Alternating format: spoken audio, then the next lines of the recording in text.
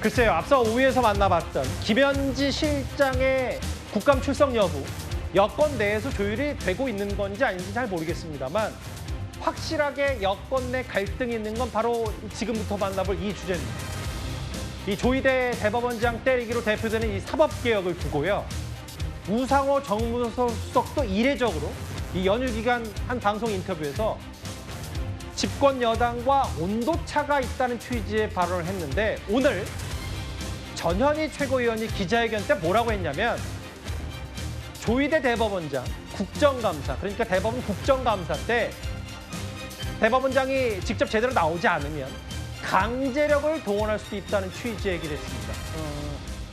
송영훈 변호사님, 대법원 국감 때 동행 명령을 할 수도 있다라는 취지 어떻게 받아들이십니까? 그런 선례가 없죠. 그리고 민주당이 대단히 위험한 시도를 하고 있다고 생각합니다. 대법원장이 국감에 나오는 것과 법원 행정처장이 나오는 것은 전혀 다르죠. 왜냐하면 법원 행정처장은 신부는 대법관이지만 법원 행정처장을 맡고 있는 동안에는 재판을 하지 않습니다. 사법 행정만 담당하기 때문에 국감에 나와서 답변을 하더라도 재판 독립이 침해될 가능성은 거의 없다고 봐야 돼요. 반면 대법원장이 나오는 경우는 다릅니다. 더더군다나 지금 민주당이 조희대 대법원장을 불러내겠다고 하는 것은 계속 중인 사건, 즉 이재명 대통령의 선거법 파기환 속립 사건이 아직 끝나지 않았는데 그 대법원 상고심이 어떻게 처리되어 있는지 그 경과에 관해서 묻겠다는 것 아닙니까? 명백하게 재판 독립을 침해하는 겁니다.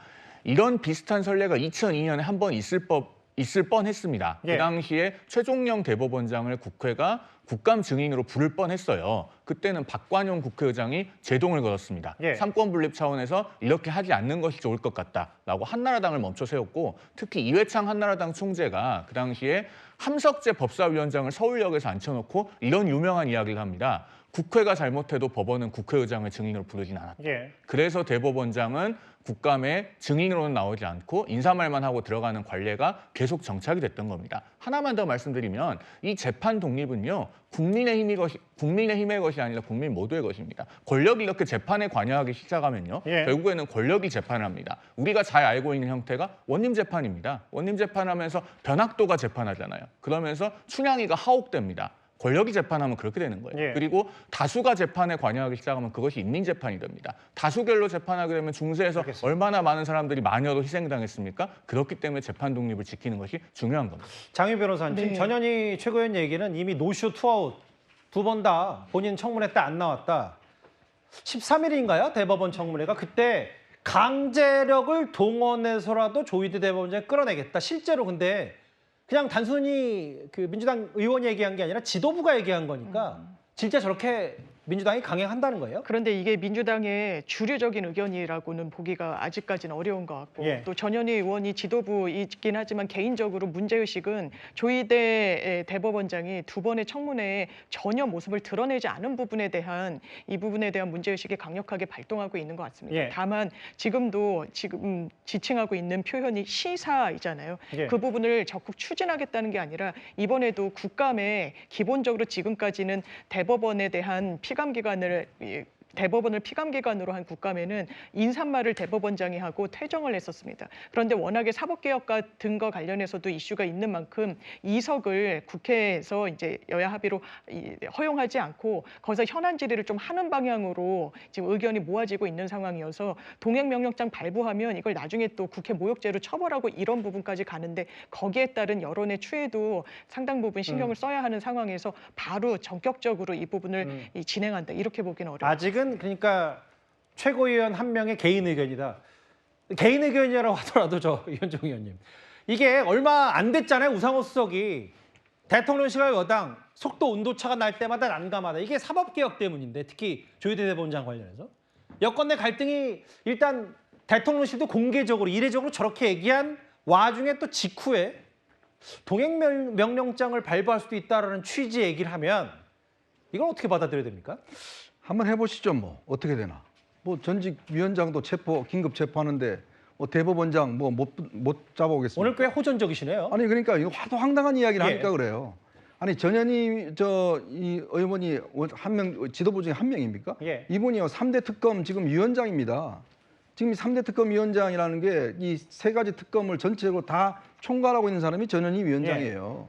자, 그런 분이 지금 이렇게 이야기를 한 거 아니겠습니까? 아니, 대법원장이 그냥 일반인이 되는 겁니까? 뭐 법원에서 정말 우리나라 역대 대법관들 보면 정말 이 법관 생활을 오랫동안 한 분, 그런 사람들을 대법관 원장을 시키는 거 아니겠습니까? 근데 이제 조희대 대법원장이 아무리 밉다고 일반인과 똑같이 취급하겠다? 글쎄요, 정말 이렇게 되면 하기야 뭐 전직 위원장도 긴급 체포하는 판에 가서 한번 잡아보시죠. 국민들이 어떻게 바라보나. 정말 민주당이 자꾸 이렇게 어떤 원칙과 이런 것들을 지금 허물어 버리면 우리 국민들이 뭐라고 느끼겠습니까? 결국 경찰한테 모든 권한을 다 밀어주는 그 현실이 바로 이 이진숙 사태가를 비롯된 거 아니겠습니까? 자, 거기에다가 이제 사법부까지 이제 대법원장까지 그냥 일반인과 똑같이 와서 앉혀놔놓고 지금 뭘 하겠다고요? 글쎄요. 과연 할 수 있을까요?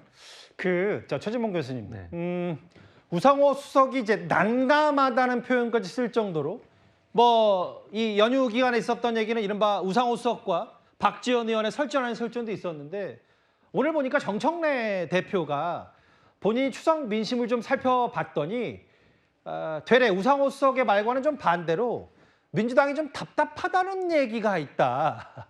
이 표현을 정청래 대표가 쓰던데 아니 그러니까 수석은 이렇게 얘기하는데 당대표는 또 본인이 개혁 속도 내야지 당도 답답하다고 실제로 민심도 그렇더라. 글쎄 이거 어떻게 받아들이면 돼요? 일단 뭐 이현종 의원이 하신 말씀 중에 이진숙 전 위원장 긴급 체포는 사법부에서 발부한 체포 영장에 상가라는 말씀을 드리고요. 이제 그렇다는 말씀을 드리고 지금 말씀하신 그 부분에 대해서는 아마 정청래 대표께서 주로 민주당 지지자들과 대화를 많이 하지 않으셨을까 모르겠어요, 제가. 근데 이제 답답하다고 느끼시는 분들은 대체적으로 민주당 지지자들이 그렇게 느끼실 가능성이 있다는 생각이 듭니다. 그러나 이제 행정부는 대통령실이나 행정부 입장에서는 민주당 지지자만 보고서 정치를 할 수는 없는 거잖아요. 뭐 중도든 보수든 전 국민을 상대로 해서 정치를 하는 거니까 이게 너무 이제 막 빠르게 가는 것이 때때로 상당히 좀 부담이 되는 경우가 있을 수도 있다고 봅니다. 저는 그래서 최진봉 교수 말씀 쭉 들어보니까 대통령실 표를 좀 들어주시는 것 같아요. 뭐 편을 들기보다는 대통령실과 정부의 입장이 다르다는 말씀을 드리는 거예요. 대통령실 입장에서는 아무래도 전체를 보고 정치를 해야 되는 상황이니까 너무 이제 속도감이 가다 보면 그것이 반대적으로 어떤 반발을 불러올 수 있는 요소도 되지 않겠어요? 그런 부분들을 저는 걱정한 거라고 생각합니다. 그러니까 당에서 하는 일에 대해서 이래라 저래라 얘기할 수는 없는 거지만 그럼에도 불구하고 그래도 여당과 함께 하면서 보조를 맞춰야 될 필요가 있고 그것이 정무수석의 입을 통해서 나왔다고 저는 보기 때문에 기본적으로 이제 전 국민이 봤을 때 이런 어떤 그 정책이라든지 아니면 추진하는 일들이 어떻게 비춰질지 하는 부분들이 고려 대상이 돼야 된다. 그런 차원에서 얘기한 걸로 보여집니다. 글쎄요. 13일 대법원 국정감사 때 조희대 대법원장을 향해서 강제력을 동원할 수도 있다는 취지의 한 여당 최고위원의 발언이 오늘 연휴 이제 끝나가는 무렵에 소소한 파장이 있었어요. 4위였습니다.